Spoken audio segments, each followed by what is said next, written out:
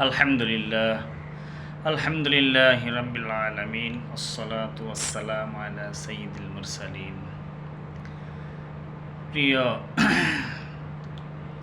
দিনী ভাই ও বোনেরা, আজকে রবিউল আউয়াল মাসের 1 তারিখ। এই রবিউল আউয়াল মাসে রাসূল আকরাম সাল্লাল্লাহু আলাইহি ওয়াসাল্লাম শুভ জন্মগ্রহণ করেছেন। আবার এই রবিউল আউয়াল মাসে রাসূল আকরাম সাল্লাল্লাহু আলাইহি ওয়াসাল্লাম ইন্তেকাল করেছেন। রবিউল আউয়াল মাস রাসূল সাল্লাল্লাহু আলাইহি ওয়াসাল্লাম দুনিয়াতে আসার মাস এবং দুনিয়া থেকে যাওয়ারও মাস। রাসূল আকরাম সাল্লাল্লাহু আলাইহি ওয়াসাল্লামের উম্মত আমরা। রাসূলুল্লাহ সাল্লাল্লাহু আলাইহি ওয়াসাল্লামকে আমরা যদি দাবি করি যে রাসূল আকরাম সাল্লাল্লাহু আলাইহি ওয়াসাল্লাম তিনি আল্লাহর রাসূল, তাকে আমরা বিশ্বাস করি তিনি আল্লাহর রাসূল।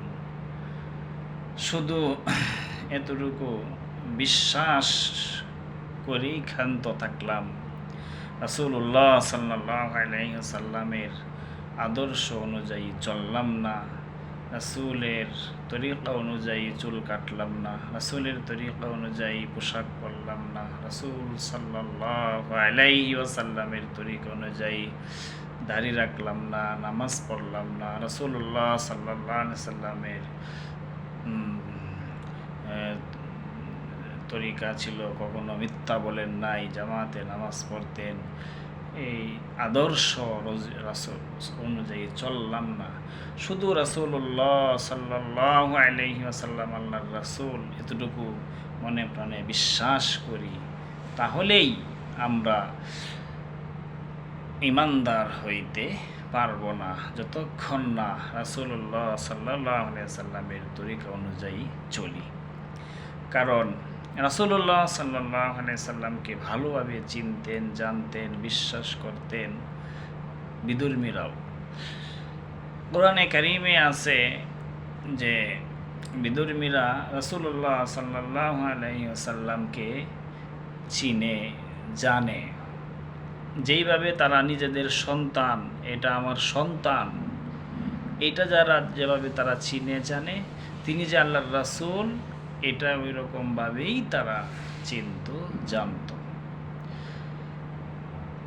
আল্লাহ, একজন পিতা তার সন্তানের কোন জায়গায় একটা তিল আছে, কোন জায়গায় কি সমস্যা, কোন জায়গায় জন্মদাগ একেবারে খুব ভালো করে চিনে জানে।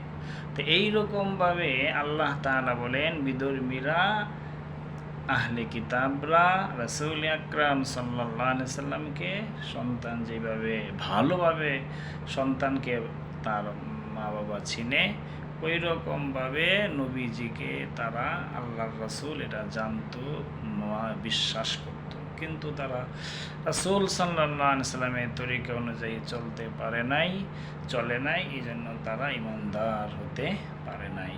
এজন্য আমরা শুধু রাসূলুল্লাহ সাল্লাল্লাহু আলাইহি ওয়াসাল্লামকে চিনি, জানি, এতটুকু হলেই আমরা ঈমানের দাবিতে সত্যবাদী হইতে পারবো না যতক্ষণ না পর্যন্ত রাসূলুল্লাহ সাল্লাল্লাহু আলাইহি ওয়াসাল্লামের আদর্শ আমরা মেনে চলব।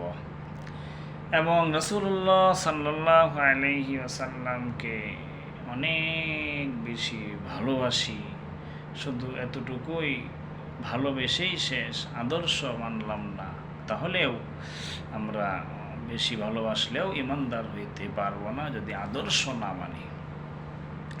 কারণ রাসূলুল্লাহ সাল্লাল্লাহু আলাইহি ওয়াসাল্লামের চাচা আবু তালেব নবীজিকে অনেক বেশি ভালোবাসত, এবং কি রাসূল আকরাম সাল্লাল্লাহু আলাইহি ওয়াসাল্লামকে বলছেন আবু তালেব যে, ভাতিজা তুমি তোমার দ্বীনের দাওয়াত দিতে থাকো, আমি তোমার হেফাজত করার জন্য শেষ রক্তবিন্দু দিয়েও আমি তোমার হেফাজত করে যাব, তুমি তোমার দিনের কাজ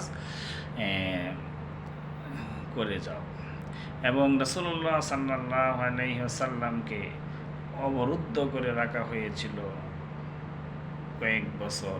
সেখানে আবু তালেব সে তার সাথী সঙ্গীরাও অবরুদ্ধ ছিল, রাসূলুল্লাহ সাল্লাল্লাহু আলাইহি সাল্লামকে ছেড়ে আসে নাই একা। এইভাবে তারা রাসূলুল্লাহ সাল্লাল্লাহু আলাইহি সাল্লামকে মহাব্বত করত, কিন্তু রাসূল সাল্লাল্লাহু আলাইহি ওয়াসাল্লামের আদর্শ অনুযায়ী চলে নাই, এজন্য ইমানদার হতে পারে নাই। এই জন্য প্রিয় ভাই ও বোনেরা, আমরা রাসূল আকরাম সাল্লাল্লাহু আলাইহি ওয়াসাল্লামের তরিকা অনুযায়ী চলতে হবে। শুধু মহাব্বত করলে আর নবীজিকে বিশ্বাস করলেই আমরা ইমানদার হতে পারবো না। রাসূল আকরাম সাল্লাল্লাহু আলাইহি ওয়াসাল্লামের আদর্শ অনুযায়ী আমাদের চলতে হবে ইমানদার হইতে হলে। আল্লাহ রাব্বুল আলামিন রাসূলুল্লাহ সাল্লাল্লাহু আলাইহি ওয়াসাল্লামের আদর্শ অনুযায়ী, পূর্ণাঙ্গ আদর্শ অনুযায়ী চলার তৌফিক আল্লাহ রাব্বুল আলামিন আমাকে দান করেন, আপনাদেরকে দান করেন। আমিন। ওয়া আখিরু দাওয়ানা আলহামদুলিল্লাহ।